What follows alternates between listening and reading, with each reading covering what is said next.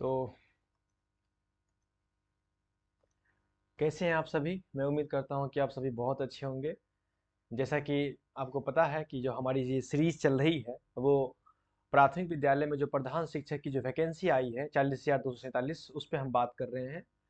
और उसके जो डीएलएड सेक्शन है जो 75 मार्क्स के हैं, सेक्शन नंबर 2 जो है, टू सेक्शन नंबर सेक्शन 2, उस पर हम बात कर रहे हैं और विस्तृत तौर पे हम काफ़ी डिस्कस कर रहे हैं। और इसका एग्ज़ाम जो है नेक्स्ट मंथ 13 तारीख को है, जैसा कि आपको मालूम है। आइए हम इस टॉपिक को आगे बढ़ाते हैं। जैसा कि आपको मालूम है पहले से ऑलरेडी कि अभी तक जो हम बात कर चुके हैं वो हम यूनिट फर्स्ट हम कंप्लीट कर चुके हैं। यूनिट फर्स्ट हमारा कंप्लीट हो चुका है, जो आपको प्लेलिस्ट में वीडियो मिल जाएगा। अभी हम बात कर रहे हैं यूनिट सेकेंड की, ठीक है ना। यूनिट सेकेंड की बात कर रहे हैं जिसमें हमने, आप देखेंगे अभी पास सिलेबस होगा तो देखेंगे कि हम अभी तक 4 टॉपिक कंप्लीट कर चुके हैं यूनिट सेकेंड में। 4 टॉपिक, महात्मा गांधी एक टॉपिक था, महात्मा गांधी। उसके बाद था गिजुभाई वाधिका के बारे में हम बात कर चुके हैं। फिर है रविंद्रनाथ टैगोर जी के बारे में हम बात कर चुके हैं। फिर है मारिया मोंटेस्सी जी के बारे में हम बात कर चुके हैं। तो ये 4 टॉपिक हम कंप्लीट कर चुके हैं। और ये जो टॉपिक है वो 5वीं टॉपिक है, जिसके बारे में बात करेंगे ज्योतिबाई फूले, हंटर आयोग को दिया गया बयान। तो इस तरह से हम 4 टॉपिक यूनिट सेकेंड का 4 टॉपिक कंप्लीट कर चुके हैं। और ये जो है वो यूनिट सेकेंड का हमारा 5वां टॉपिक है, ठीक है ना। ओके, एक मिनट, जस्ट सेकेंड।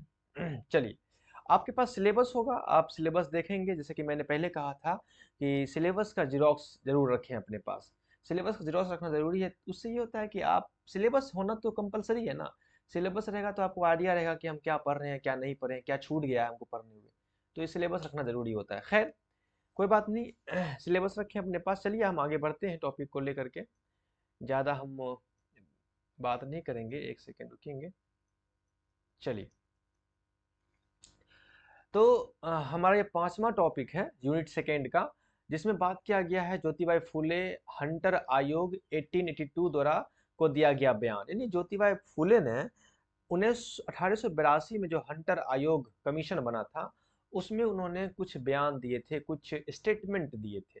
उस स्टेटमेंट, वो बयान क्या था? वो बयान जो है, शैक्षिक, सामाजिक और सांस्कृतिक असमानताएं जो समाज में है उस असमानताओं के ऊपर बेस्ड था। यानी इसके अलावा भी बहुत सारे उसमें टॉपिक थे, लेकिन हमें जो इस टॉपिक में इस टॉपिक में बात करना है वो उस बयान में जो उन्होंने शैक्षिक, सामाजिक और सांस्कृतिक असमानताएं को रेखांकित करते हुए उन्होंने जो बात कही, उन्हीं चीजों को हमको हाईलाइट करना है इस टॉपिक में, ठीक है ना। ज्योतिबाई फूले की एक बहुत खूबसूरत कोटेशन है, जो कोटेशन आप रखेंगे अपने पास से, याद रखेंगे। वो कोटेशन है, education is human right. Education is human right. शिक्षा एक मानव अधिकार है। Education is human right.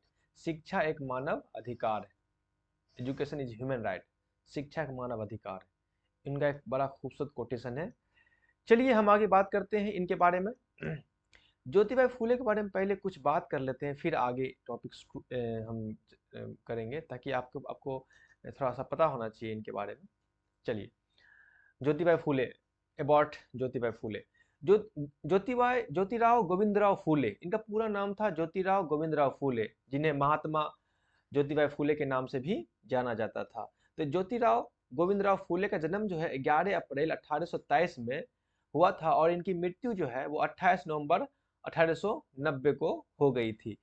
जिन्हें महात्मा ज्योतिबाई फूले के नाम से भी जाना जाता है। पूना के एक कार्यकर्ता, विचारक, शिक्षक, शिक्षाविद और सामाजिक क्रांतिकारी थे। इनका जन्म कहाँ हुआ था? पुणे में हुआ था। ये पुणे के कार्यकर्ता, विचारक, शिक्षक और समाजविद और सामाजिक क्रांतिकारी थे।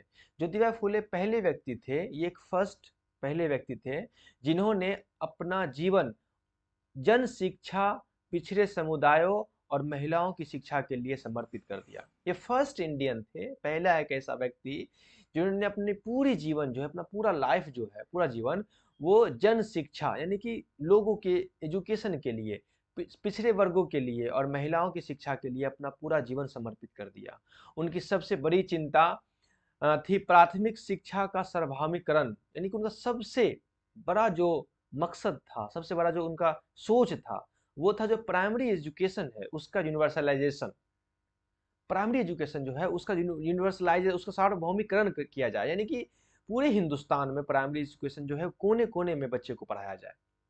बिना किसी संदेह के हम कह सकते हैं कि फूले क्रांतिकारी सोच के प्रणेता थे, और इस कारण हम कह सकते हैं कि आधुनिक युग में भारतीय सामाजिक क्रांतिकारी के जनक के तौर पर इन्हें जाना जाता है।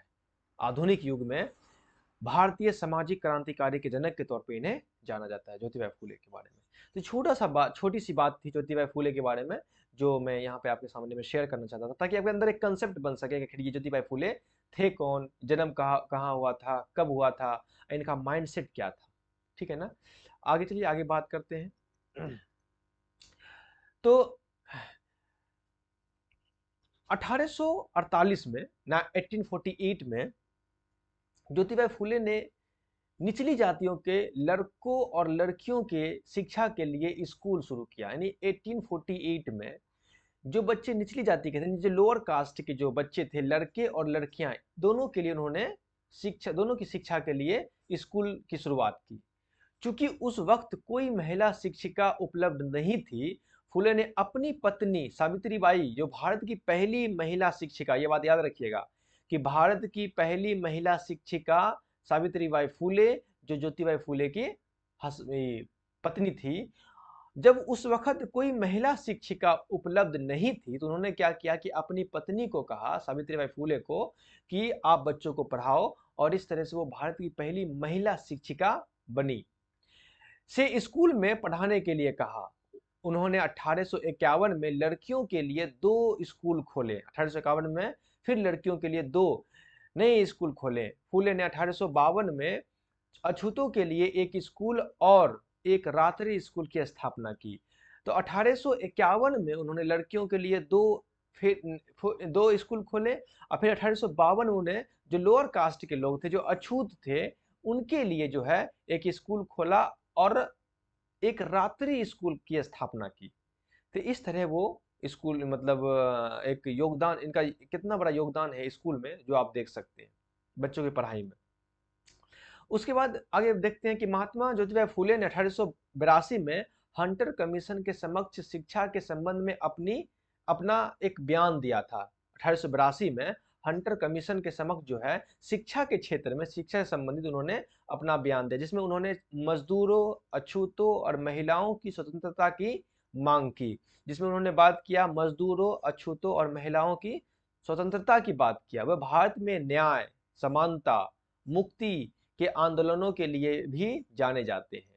ज्योतिबा फुले हंटर कमीशन को प्रस्तुत किया गया प्रस्ताव भारत में शैक्षिक सुधारों के इतिहास में अत्यधिक महत्व का एक दस्तावेज है। इस दस्तावेज में उन्होंने कहा था कि कम से कम 12 वर्षों तक के सभी बच्चों के लिए निःशुल्क शिक्षा अनिवार्य होनी चाहिए। अभी तो 14 वर्ष तक के बच्चों के लिए है, लेकिन उस टाइम में जो वो उन्होंने जो अपना बयान दिया था, उस बयान में उन्होंने कहा था कि 12 वर्ष तक के हर बच्चों के लिए निःशुल्क शिक्षा जो है वो अनिवार्य होनी चाहिए। इस पर उन्होंने फोकस किया था। तो इस तरह से छोटा सा डिफिनीशन ज्योतिबा फुले के बारे में मैं आपको देना चाहता था। उसमें पहली बात है, हमने आपसे ये कहा कि ज्योतिबा फुले का जन्म जो है पूना में हुआ था। ठीक है ना। उनका जन्म जो है वो पूना में हुआ था। 11 अप्रैल 1827 को इनका जन्म हुआ था, और 28 नवंबर 1890 को इनकी मृत्यु हो गई थी। ठीक है ना। ये जो है खास तौर से अपनी पूरी जिंदगी जो है, अपना पूरा जीवन जो है, वो पिछड़े समुदाय के लोगों के लिए, महिलाओं के लिए, इन सभी के लिए शिक्षा में अपनी पूरी जीवन जो है वो समर्पित कर दिए। और इनका जो सबसे बड़ी चिंता था, वो चिंता ये था कि प्राथमिक शिक्षा को, जो प्राइमरी एजुकेशन है, उसका सार्वभौमिकरण, यानी कि उसका यूनिवर्सलाइजेशन, प्राथमिक शिक्षा को यूनिवर्सलाइज किया जाए। इस इनका पहला चिंतन, पहला ये सोच ये था। उसके बाद 1848 में 1848 में इन्होंने सबसे पहली बार लड़कों और लड़कियों की शिक्षा के लिए, जो निचली जाति के लड़के लड़की थी, जो लोअर कास्ट के जो बॉयज एंड गर्ल्स था, उनके लिए इन्होंने स्कूल शुरू किया। और चूंकि उस समय कोई महिला शिक्षिका नहीं थी, तो इन्होंने अपनी पत्नी से कहा, सावित्रीबाई फुले से कहा कि वो स्कूल में पढ़ाए, और इस तरह सावित्रीबाई फुले जो है वो पहली महिला शिक्षिका बनी। और 1851 में लड़कियों के लिए 2 नए स्कूल खोले गए। फिर 1852 में अछूतों के लिए स्कूल खोला गया, और साथ ही साथ रात्रि स्कूल का भी स्थापना किया गया 51 और 52 में।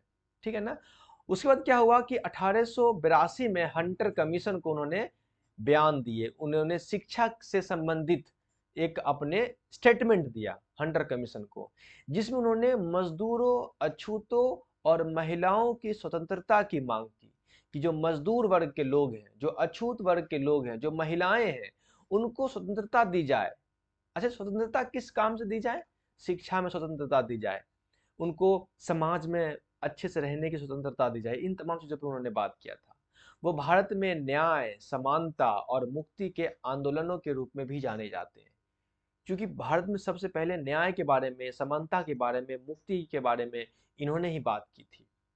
उन्होंने जो हंटर कमीशन को प्रस्तुत किया था बयान में, उसने उसमें शैक्षिक सुधारों के इतिहास में अत्यधिक महत्व का एक दस्तावेज, जो उन्होंने स्टेटमेंट दिया था, वो स्टेटमेंट जो है इतिहास में एक अत्यधिक महत्वपूर्ण, मतलब एक एक स्टेटमेंट है शिक्षा के क्षेत्र में। और उस दस्तावेज में उन्होंने कहा था कि कम से कम 12 वर्ष तक के बच्चों को फ्री और निःशुल्क शिक्षा अनिवार्य होनी चाहिए 12 वर्ष तक के बच्चों के लिए। तो ये था ज्योतिबा फुले का थोड़ा सा ओवरव्यू। नेक्स्ट में हम बात करेंगे कि इनका जो है हंटर कमीशन को जो इन्होंने बयान दिया था, उस बयान में आखिर इन्होंने क्या बात कही थी।